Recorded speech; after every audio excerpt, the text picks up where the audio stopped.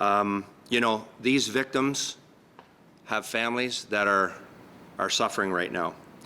As I mentioned yesterday, it's a tough time of year for this to happen to anyone. It's tough. At this time of year, people are grieving, and it's really important for not only us as an organization, but for the community to wrap their arms around these families and help them through this very difficult time. The families have shared some information with me that I want to share with you because, you know, when we talk about victims from time to time, we seem to refer to them like they're a number. These are human beings. These are people who had grandchildren. These are people who have loved ones and who were actually killed with their loved ones, their partners. And it's unfortunate that we have to report in this way, but it's also important that you understand some information about who these people were and what they meant to their families. So I also want to comment on the fact that, you know, our community is grieving. We've had a lot of outreach from community members, and you've seen it yourselves on social media. It's been reported everywhere. There's a lot of people that have been impacted by this. So also important for us to thank our community for being patient, for thanking them for having the families in their thoughts. And before I share the information, I want to urge those who know these families to do their part and reach out, and they can wrap their arms around them too and do whatever they can to help them move forward. It's going to take them days, months, and years to get past this and find some solace in what happened here. So we'll do our part and do the very best we can to support them as well. So I'm going to read the names, and I'm going to tell you some personal details about each. And this information, it's important to know, is being shared on behalf of their families. We've reached out to them and made sure that they are okay with us sharing these details. Rita Camilleri was a smart businesswoman who had a contagious laugh and a zest for life. She was a loving daughter, sister, partner, and the most caring aunt. She loved to travel, cook, and host for her family and friends who she cared for deeply. Vittorio Panza was a very proud Italian immigrant who was a well-respected realtor for over 40 years and had a great passion for music. He was a husband, a father to 3 daughters, and a proud nonno to 7 grandchildren. He was kind-hearted and a gentle individual who loved his family, friends, and foremost, his entire family. Russell Manock was the most hardworking, caring, loving father and grandfather who cherished every moment he spent with his family. Trusted and loved by everyone who knew him, he was their family rock. We initially released the name Helen, but we've learned from the family that she uses the name Lorraine. Lorraine Manock was the most loving mother, grandmother, and sister. Selfless, generous, a kind soul, and touched every person's lives that she ever met. They were devoted to each other and their family, soulmates in life and now in heaven.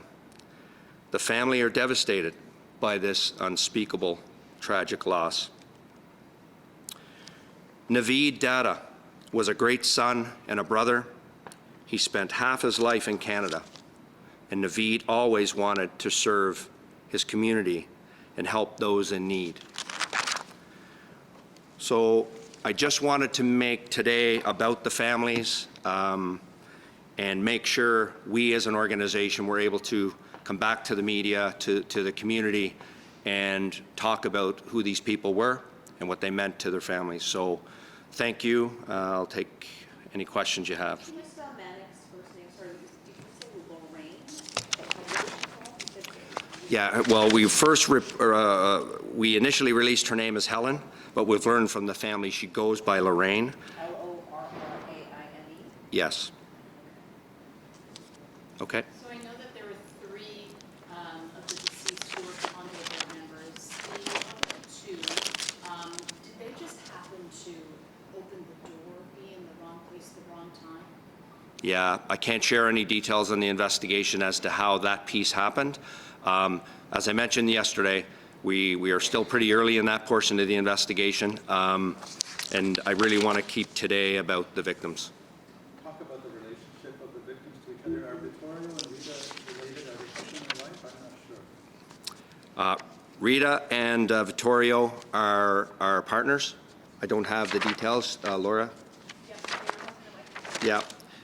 Husband and wife. Yeah. Okay, so you said that people died amongst family. So when they were witnesses then, you're saying there were other people in the household when they were shot down? Is that fair to say? How can you characterize what happened? Well, those that were partners or spouses were killed together.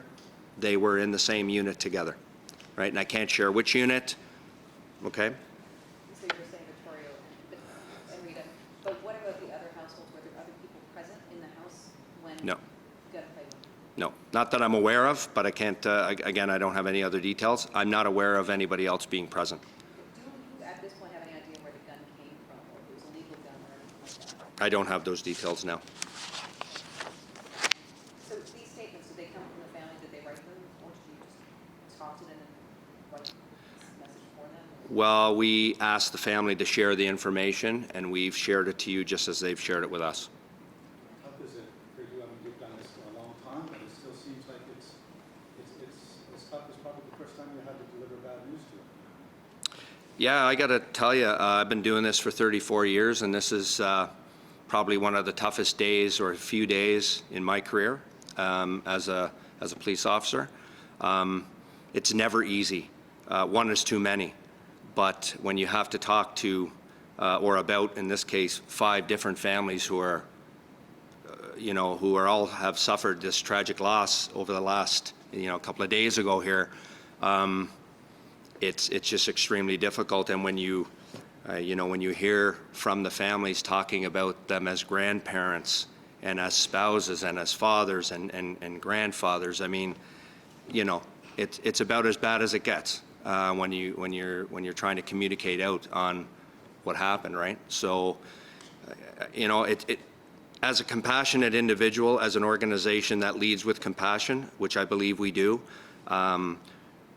that's why it was extremely important for us to be here today to share some personal details about these folks, because, we talk sometimes collectively about victims as numbers, right? These are not numbers.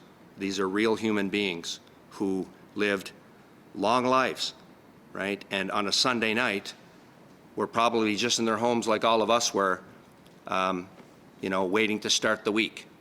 And all of a sudden, everything changed. And so to share personal details, to talk about these people and their families, yeah, it's really difficult. It's really difficult. It's really impactful, and, we'll collectively do what we can to help them, and that's what we do, right? But it's important that we all do that, and reflect on these folks as we move forward, and on what they're going to require moving forward to help them, right?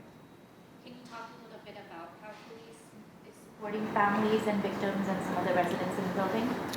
Well, our officers continue to reach out to the families, to work with the families. I mean, we have, as I mentioned yesterday, partnered with, one of our key partners is Victim Services, so we supporting the families through that process as well, having a liaison officer assigned to each family, so with whatever they require or whatever they need, we'll do our very best to support them. But, this is not something that you can do in a week or a month. This is something that will take, months and years, right? So it's the important piece is to do whatever we can to put whatever pieces in place to help them navigate what is next, because there's a next day, there's a next week, and they're going to have to figure out how they move forward. I know it's still early in the investigation. Are you able to speak at all about how the victims were targeted or whether No. they were targeted? I can't speak to that yet. I came in a bit late, so sorry if I missed this, but was Mr. Billy known to police? Have there been previous interactions with police? Yeah, I can't talk about any further details on the investigation. As I said before you arrived, today's main focus is about the victims, and let's keep it there for today. Whatever comes from the investigation will be shared at a later date with some further detail, because I want to, as I mentioned yesterday, we want to be extremely accurate with the details so we're not having to correct things later. But for now, I think it's just really important as we approach Christmas. We're in the middle of Hanukkah. It's time to really think about how we help these people. You talked a little bit about how tough this is for you, but the officers that were there initially on the scene, have you had a chance to speak to them? Well, you know, I spoke to some people on the night of, right? It's extremely difficult, right? What I will say though is, and I said it yesterday, you know, the interaction that happened likely saved other lives. I won't get into the details, but what I will say is, you know, we as police officers, right? Because I was a frontline officer before as well. We strap on this uniform every day, and we're entrusted to protect people. So when our officers do just that, we have to thank them for the work they do. There's a tragedy here we're still dealing with, and again, I'm making about, you know, it's about the victims, but, you know, our police officers, men and women, every day do this work and put their lives in harm's way, right? And it's important to understand that our officers go out every day to do that. And in this case, I believe the officers did exactly what the community would expect of our officers, right? So I'll leave it at that.